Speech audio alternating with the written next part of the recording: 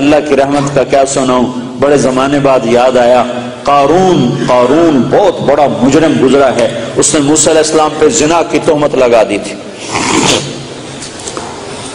تو اللہ نے اس کو زمین میں دھسایا، موسیٰ علیہ السلام کو اختیار دے دیا، موسیٰ تجھے اختیار ہے، تو موسیٰ علیہ السلام نے زمین سے کہا قارون کو پکڑ لے، تو قارون کو زمین نے کھینچا تو وہ یہاں تک ٹخنوں تک اندر گیا، تو کہنے کا موسیٰ مجھے معاف کر دے، تو اور پکڑو، تو گھٹنوں تک اندر چلا گیا، موسیٰ مجھے معافی دے دے آئندہ نہیں کروں،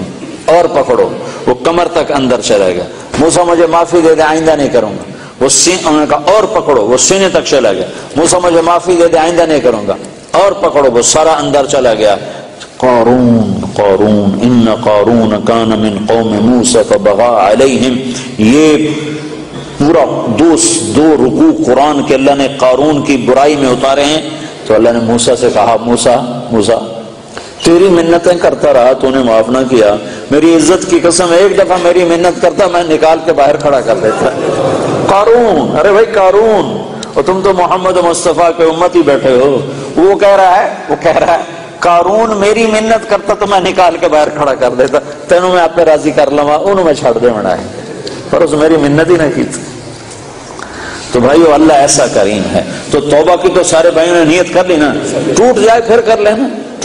کر لینا، انسان جو ہے، بشر جو ہے، ہو جاتا ہے گناہ، جب آنسو بہاؤ گے تو میرے رب کو غفور الرحیم پاؤ گے، مہربان پاؤ گے، کرم نواز پاؤ گے،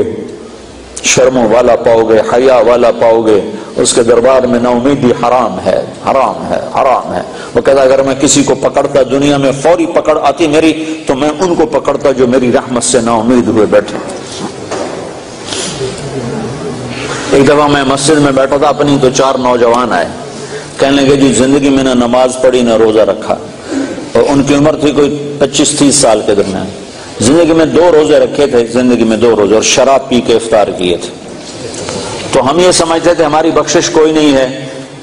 ہم نے تو دوزخ میں جانا ہے، تو لہذا جو مزہ ہم لے سکتے ہیں یہاں لے لیں، یہ ہمارا ذہن تھا۔